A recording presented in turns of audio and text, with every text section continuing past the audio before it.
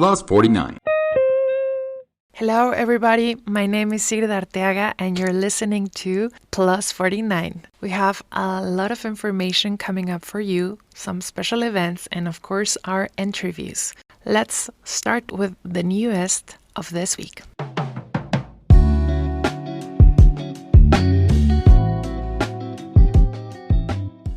This week brings some intriguing updates that could impact your political influence here at a local level in Germany. Federal Interior Ministry Nancy Faeser has announced that the German coalition government will put forward a new draft law, the Federal Participation Act. This act could grant non-EU nationals with a German resident permit the right to vote in local elections, which for us expats is a very important thing. In other news, Berlin has officially moved into the top 3 most expensive cities for renters in Germany, joining München and Frankfurt. ImmoScout24's latest Wohnbarometer, housing barometer, reveals that asking rents in this capital now average 14 euros per square meter, while München currently holds the highest rate at 20 euros per square meter. New buildings are even exceeding the 20 euros per square meter mark. Berliners moving into new constructions now faces an average of 20.16 euros per square meter. On a lighter tone, Oktoberfest has come to an end with an impressive turnout. The 6.7 million visitors drank a total of 7 million mass and consumed 9% more traditional food than the previous year. Police in München also reported a 25% drop in criminal offenses compared to the 2023 festival, despite 98,000 visitors attempting to take home a Maßkrug with them. In the Lost and Found department, various items were returned to their owners. Among the 16 pairs of lederhosen, various pairs of women's shoes, 1 pair of handcuffs, and a dental returner, were also 5 wedding rings, 3 of which have since been returned to their rightful owners.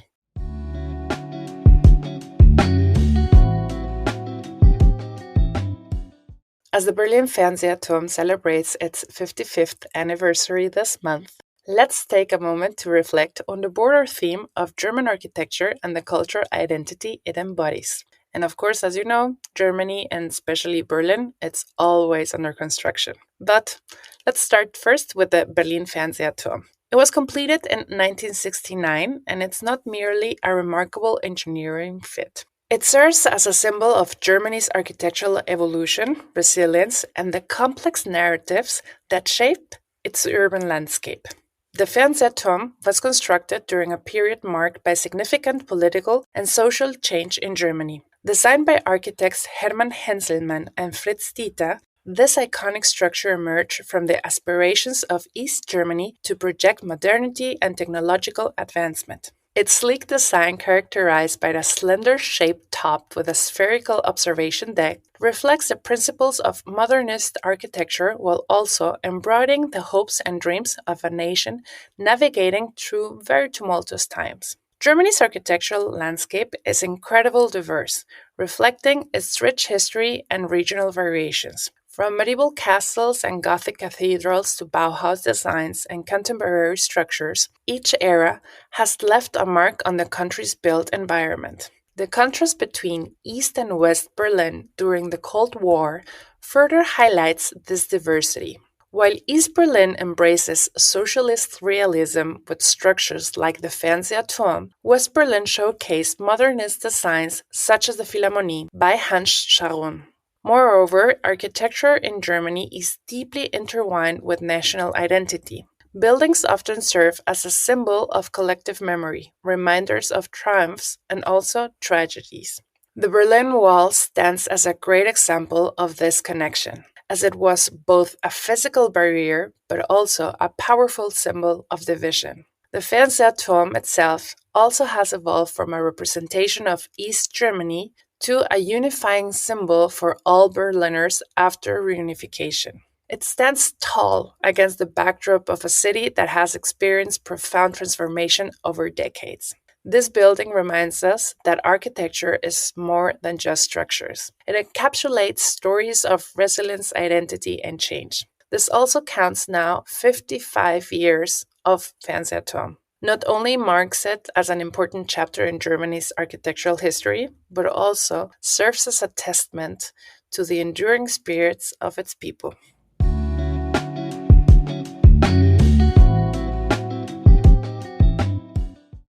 Today with us, we have a comedian and someone who's actually a specialist in trying to decipher the bridge between non Germans and Germans.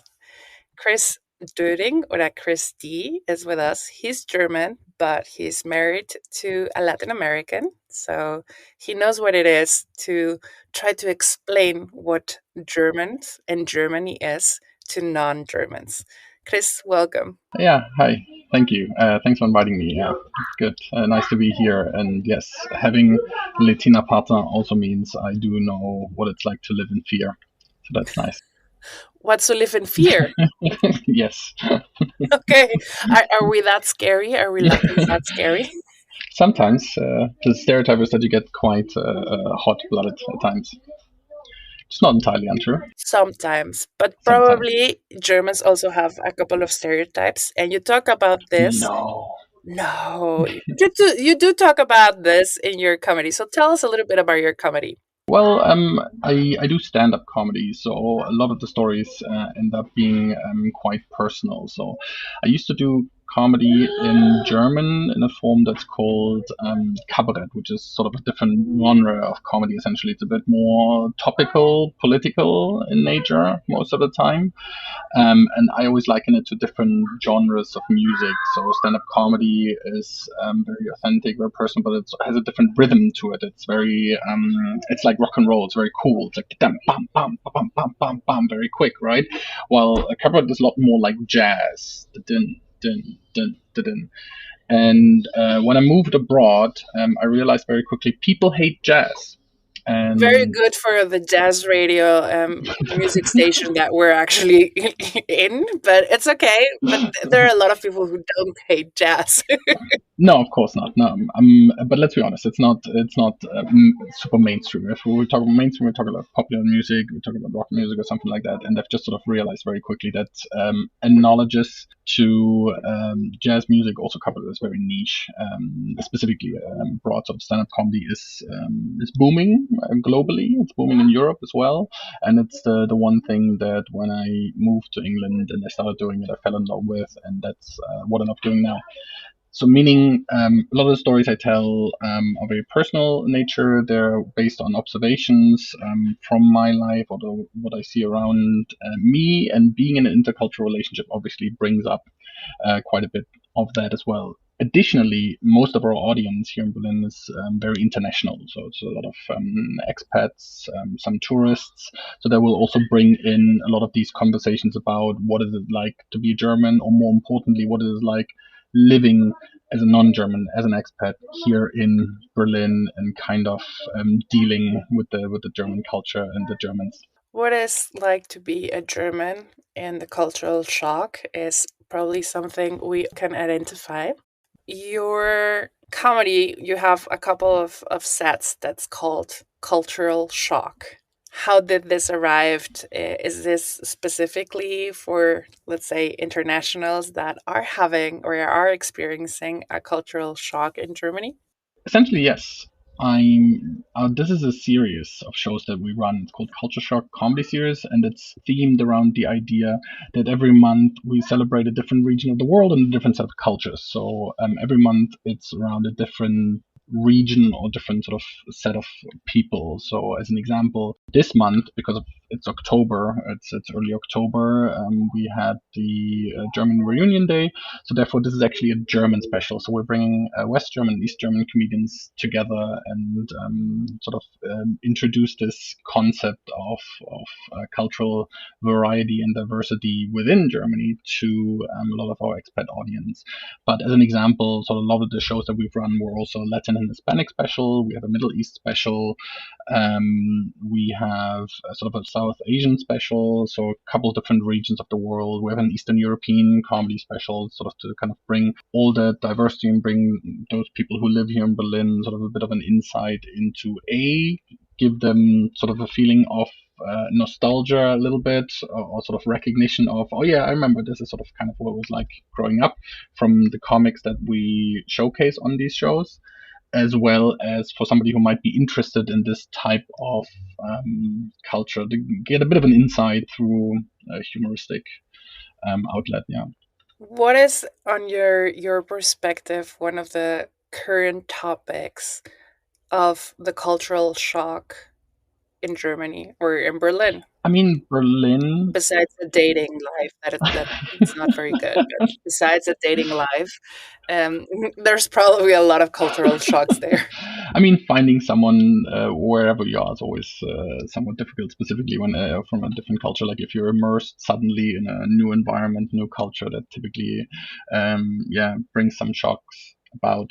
I think what is interesting about Berlin, just like with a lot of metropolitan areas, it's so cosmopolitan to a degree, sorry, and that you can find a lot of so very different people, and we have expat communities that are so emerged in sort of their international communities that they rarely even meet any Germans. I mean, the common stereotype is that there's no reason to learn German in Berlin because nobody speaks German in Berlin. That's sort of one of the common stereotypes, and I don't know if that is perhaps unexpected when people come here, so that could be considered a culture shock that you don't actually get to meet any Germans here when you come here, or from my personal perspective, even outside of the expat experience per se, sort of that you don't get to meet any Berliners here, because all the Berliners either live outside of Berlin or have already moved away. So that's one of the jokes that I have, that so I read the statistics somewhere, there's only like 11% Berliners left in Berlin. That is a very good statistic. I think the main question is, what is a German according to a German? I think the most German thing is to feel not German. Like everybody's trying to get away from the label of being a German. It's like when I used to live in New Zealand for a little while. So if you go there, and there's tons of Germans in Australia and New Zealand, and anytime you meet another German, you're always like, oh, God damn it. Just trying to get away from you. And here you are in the middle of nowhere. I mean, we have historically a difficult relationship with our history and our nationality and that whole aspect of national pride. But I think that is sometimes exemplified by this sort of trying to get away and being like, I'm not like the other Germans. I'm a different type of German, And that's something that you hear quite often from Germans that are immersed sort of in international communities, or that they will hear and take that as positive feedback, as in, oh, you're not like the other Germans, and they go like, yes, I'm so happy to hear that. So yeah, not being German is probably the most German thing. In your comedy, I saw a post that says something about making fun or laughing about also the history, the Nazis. So how is this taken? Depends who you perform to, is my experience. So, for instance, for an international community where a lot of people are very far removed from this, not only in terms of the time, but also geographically, like they don't have any special emotional connection to what has happened, right? So to them, this is sort of just, even though it's a very tough subject, it's sort of a fun historical reference. So it's like pop culture, It's like if you talk about Che Guevara, you talk about Hitler, sort of like it's a pop icon, essentially, as horrible as this might sound. So it's sort of a fun taboo thing to talk about, and that's kind of how you do it in front of a mainly international audience. Now, the larger the percentage of Germans you have in the crowd, the more awkward this gets, because they have a much different connection to this. And however, what you find is with this mix, you slowly get them out of their shell, and more importantly, if you realize that the jokes that you make around this are not around sort of the horrific atrocities, but rather about how silly this whole thing, more the silly side of it, the ridiculousness of it, that's when you can get people come out of their shells and sort of realize, oh, okay, yes, there is a lot there to joke about. I mean, there's my running thesis with my own comedy in general anyway. My current program is called Life is Hilarious, because I always felt there's always a bright side to anything. No matter how tough the subject may get, you can find a way to find something funny, and most of the time that is how ridiculous humans are.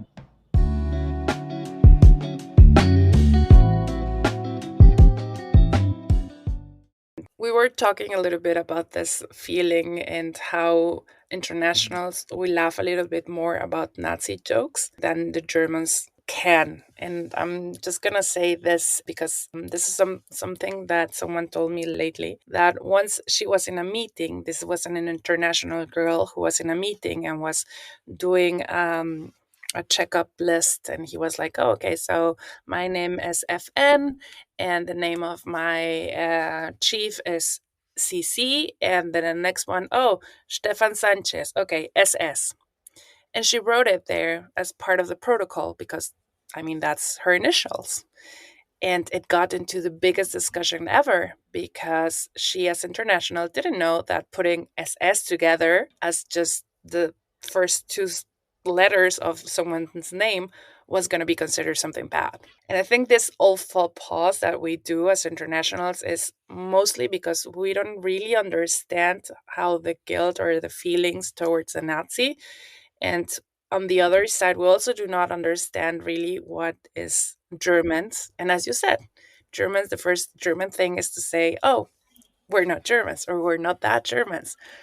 So, in this context where nationality in Germany is called that it's always going back to the Second World War, how you explain to an international what is actually a German? What is Germany? What is a German? That's a very good question because it is almost impossible to answer because there is a lot of different aspects to this, especially sort of in this short format that we're using now. But I think one of the most important things to recognize is that when it comes to German identity and German history, we're not just defined by the 20th century. So if you look at Germany, its history, and I'm gonna use the plural word identities because it's a debate whether or not there's even such a thing as cohesive German identity, and we're talking about maybe 1,000 years, maybe a little bit more. So even though sort of on the world stage, the last 100 years have been incredibly impactful, and we're sort of known for that mostly now, there's a lot more to it. And this specifically when you talk about like inter or intra-German rivalries between, like, for instance, the Prussians and the Bavarians is always a bit of a thing there. That goes back to Germany being one of the youngest nations, essentially, only coming together as sort of a unified nation in the late 19th century. So there's a lot of very strong local and regional identities within Germany that really sort of becomes clear the more you are immersed in sort of the local culture. And again, being in Berlin specifically, it's a bit of an outlier because it's such an intercultural and international city. But if you go anywhere else in Germany, you get, I think, a slightly better understanding of how these sort of local and regional identities also shape the experience of Germans in those places. How can you actually, I'm sorry to close you, but how can you actually, now that you're talking about culture, is I think one of the greatest assets would be to befriend a German. How can you befriend a German as an international? um, wow, I've heard it. Good that you're laughing, then yes, of course. No, no, because I have heard that a lot. I've heard that a lot. That it is difficult to do that. I've heard It's a full-time job. it is a full time job. I've recently been in Scandinavia on tour. So I was in Denmark, Sweden, and Norway, and I've heard very similar stories from the expats there about how it's really difficult to make friends in, for instance, Norway or Sweden, for instance, as well. And so I think there's the commonality in terms of, let's say, Northern Europeans, Northern Central Europeans, that we tend to be a little bit more guarded, a little bit more closed off. And then again, the variety within those cultures and sort of within the Germans is so much higher. But let's stick to the, sort of the generality as much as you can generalize. So what happens a lot is that we may not be as open, as friendly right up front, but once you do make that investment to try to get the German a little bit better, and you might end up getting like a lifelong friend who will not leave you alone for the rest of your life. So I love that. you can look at that positively or negatively, whichever way you want to look at that. No, I do believe I love that because, as you know, since you're with a Latin American, in Latin American is this mi casa es tu casa, just come in and we're friends. But of course, we might as well not be in 5 years because something else happened. But here in Germany, you do have to take this seriously. You have to call someone, you have to visit someone, you have to, you have to do your Hmm. job. But once you do, you actually get friends. And I Yeah. do believe that, and this is also for all the internationals out there, you can have German friends as an international. It is possible. It is possible, yes.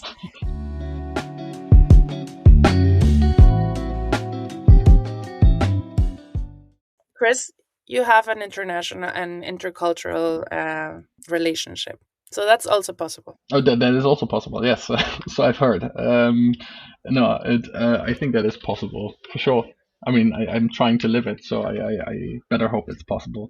But also, I do have a very international set of friends, just sort of from my work that I do. So as a comedian, most of my friends are expats here in Berlin, or they're sort of from around the world. And a lot of people I meet through my work again are typically people from around the world as well, not necessarily Germans. And then yeah, so that just leads to the fact that you do make a lot of connections like that. But there's one element that's probably true anywhere, and that's not unique to Germans or not even unique to Northern Europeans or Central Europeans, is when it comes to adult life, the older we get, let's be honest, the less friends we have and the less we're looking for new friends, unless you're in a new life circumstance where you don't know anyone and you kind of want to get to know more people. But sort of the more settled we get in our lives, the more we have the, I don't know what it is, 5, 6 close friends in our life that we sort of mostly deal with, and we're not really looking to acquire a whole bunch of new friends. Which doesn't mean that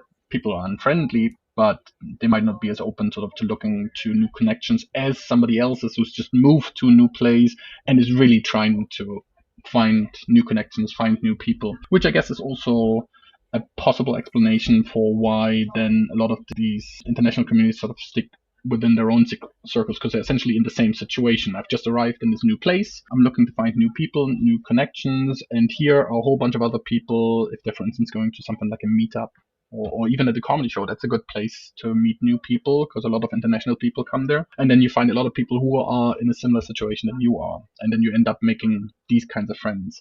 However, because of the transient nature of a lot of these experiences where, oh, I'm here as a startup software engineer and I work here for a couple of years and then I go somewhere else, either because I feel I can get better wages in the UK and the US, or I might want to, I have sort of upskilled myself and now I want to get back to where I come from originally. So there's a lot of people who do not end up staying and may even not from the beginning plan to even stay for a longer period of time. So a lot of these connections end up being transient, which also means for people who are based here, who live here, some of them being the Germans, some of them who just settled here, they might not be as open to making a lot of new connections to those people who they perceive as, oh, you're just here for a couple of years anyway.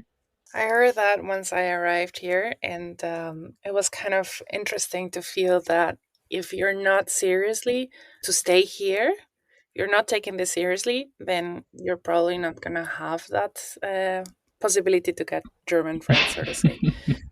But it changes a lot Yeah. during the years. I mean, you could argue there's a generational difference there as well. That it's sort of generation per generation, it's getting slightly easier, and Germans tend to be a little bit more open and less what we consider stereotypically German, as in closed off.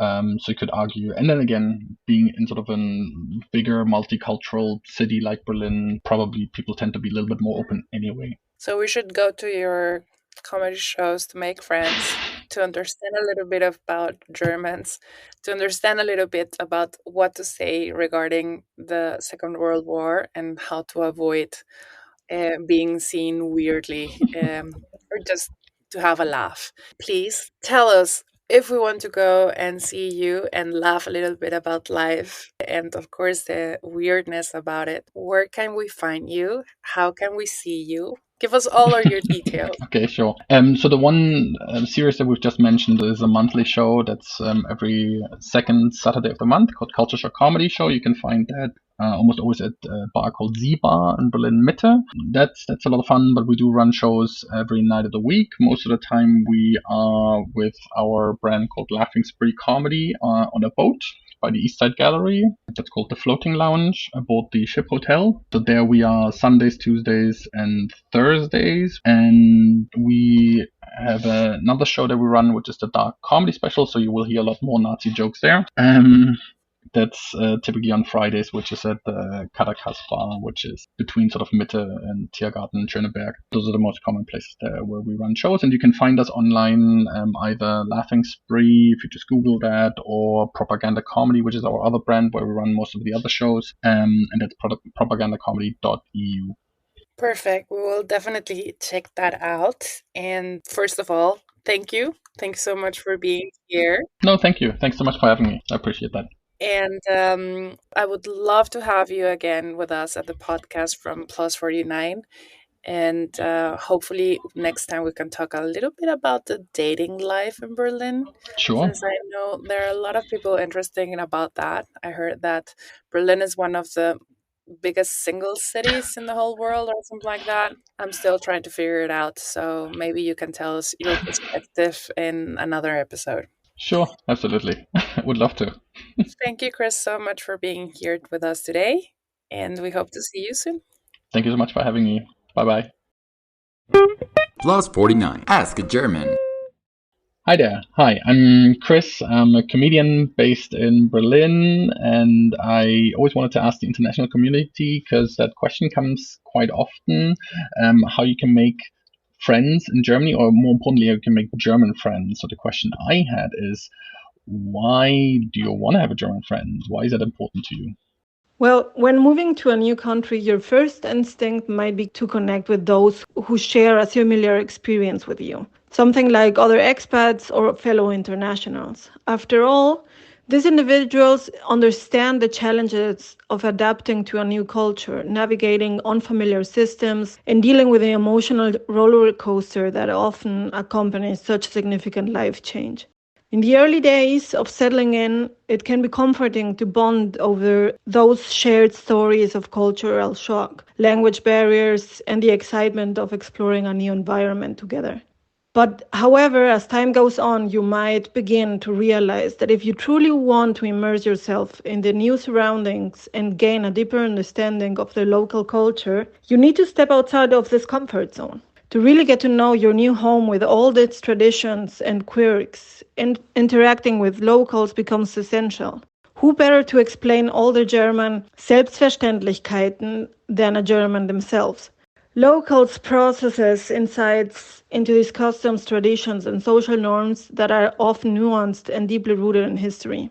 Engaging with locals not only provides you with a better understanding of the little details happening around you, but also makes it easier to integrate into these aspects of life.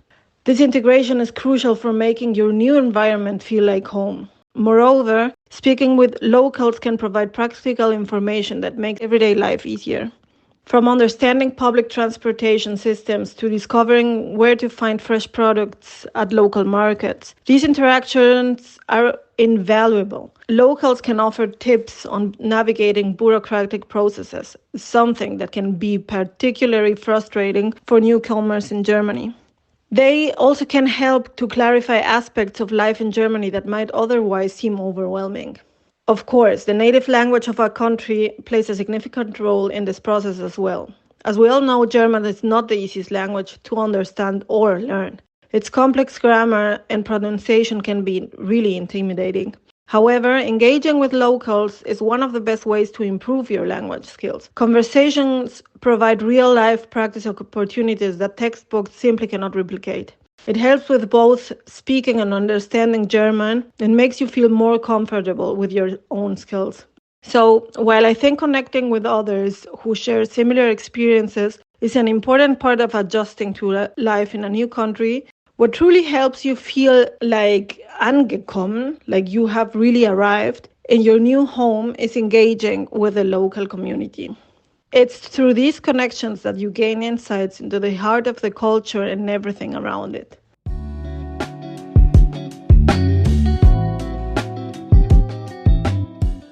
This is the end of today's episode. Thank you so much for listening, and thank you as well for following us on our social media. If you're not, please do so at +49 on Instagram and of course on our webpage www.plus49.de. My name is Sigrid Arteaga, and hasta la próxima.